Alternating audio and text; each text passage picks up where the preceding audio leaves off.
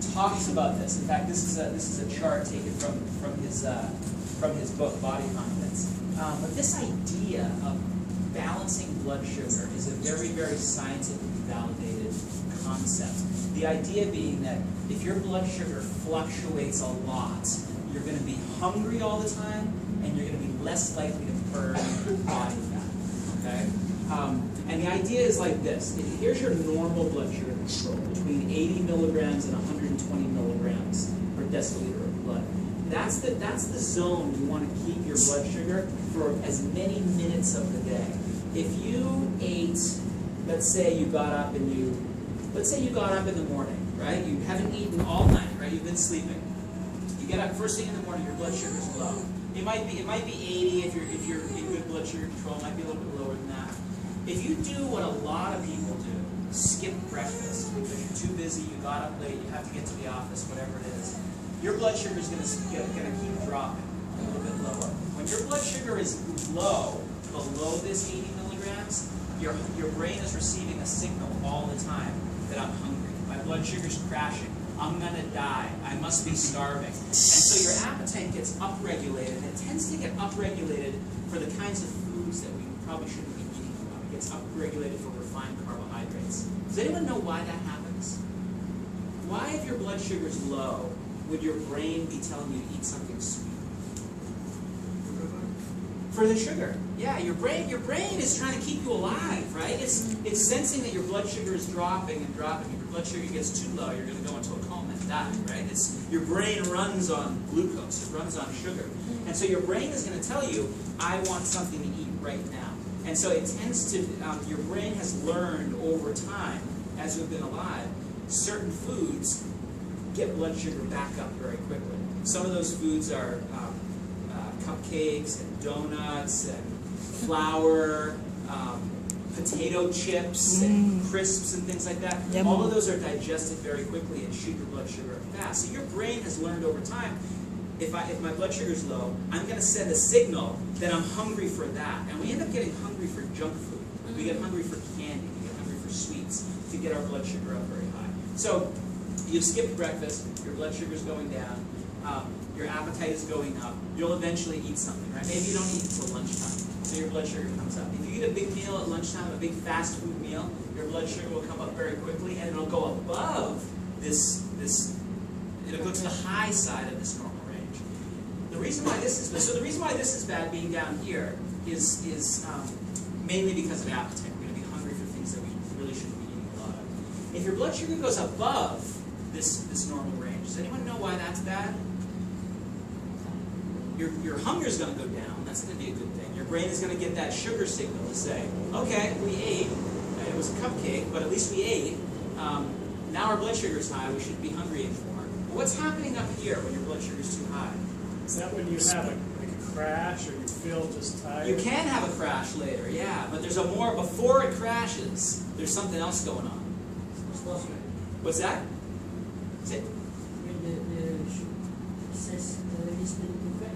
Yeah, so your body's going to be less likely to burn fat and more likely to store fat when your blood sugar is high.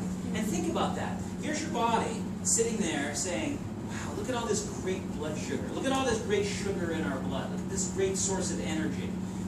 Let's not burn any of our stored fat. Let's just burn what we have. Let's just burn this sugar.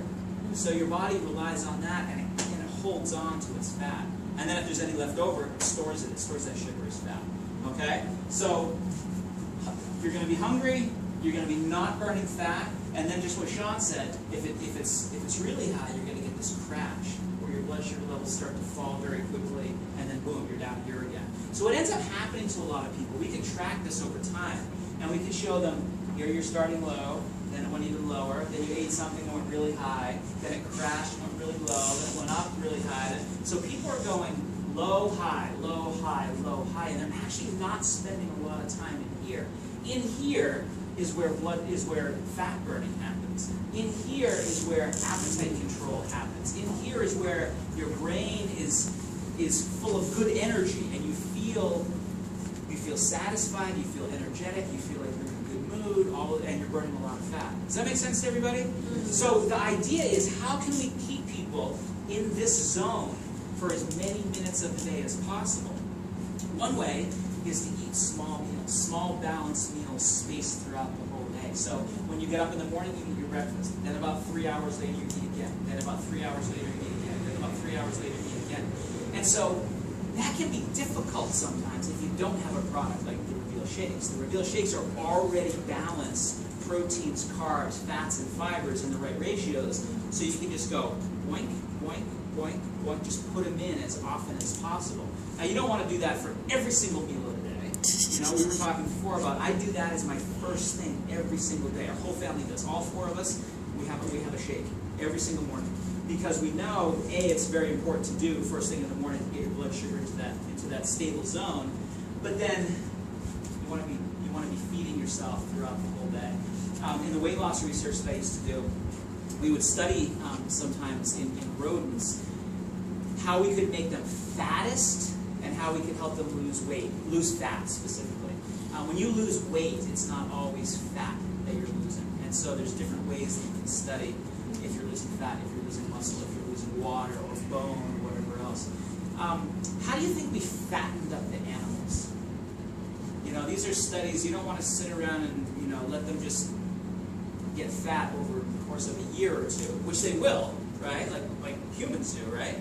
We wanted to fatten them up fast, so we had good fat animals that we could put on different weight loss regimens. How do you think we fattened them up quickly? Can you think of a strategy? We gave them the rat equivalent of a McDonald's diet. It was high in sugar, high in fat, so that it tasted good to them. You know, they ate a lot of it and they got fat. But there's a way that you can structure how they eat throughout the day to make that fast food diet make them fatter faster. Anyone think about how we would do it? What do you think is it based on what I just said about spacing your calories throughout the day? Several small meals. That's the good way to do it. That isn't what we did for our rats. We did the opposite of that. So what a lot of people do, and I still see people do this all the time, they'll get up in the morning, they'll skip breakfast because they don't have time. Then they'll go through the day, and then something at work happens, and so now they have to sit at their desk and get some work done instead of getting some lunch. They won't have a snack before they get ready to go home from the office and go home. But when they do get home, what do? They eat a big meal. And so even if you gave someone the exact same calories, let's say that person needed 1,500 calories for the whole day, and instead of splitting it out and saying, we could give you 300, 300, 300, 300, 300. 5 meals of 300. That would be great. Maybe they're not so good. We give them 3 meals of 500. Right? That'd be better.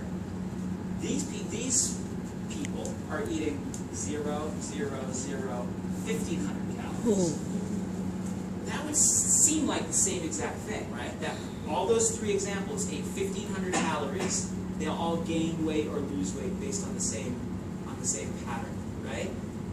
Now, the person who ate all their calories in one big bunch at the end of the meal gains body fat much more efficiently. And so that's what we basically do with our animals. We starved them all day and then fed them a big meal. They ate all of it and they stored a very, very high percentage of that. So think about that. If that's what you're doing on a regular basis, you're training your body to be better at storing fat. And that's not what we want to do. We actually want to train our bodies to be better at burning fat. We want to make our bodies inefficient. And the way to do that is to give several small meals throughout the day. Logical? Okay. So those meals, though, have to be the right balance. Protein, carbs, fats, and fibers, so that your body absorbs it appropriately. You don't want to just have just some toast. You don't want to have just a bowl of cereal. You want to have a blend. You also don't want to have just protein, right? Sometimes people look at that and say, oh, that means that carbs are bad and protein's good, so I'm going to focus on protein. All I'm going to eat is protein.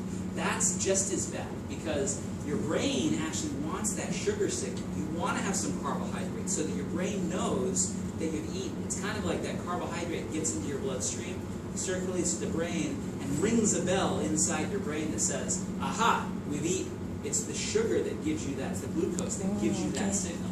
So you can't go on a low-carb diet because you're not going to be getting that appetite signal that your body wants. Okay, you really want to have that blend. That's exactly what's built into the shakes. That perfect blend of protein, carbs, fats, and fibers is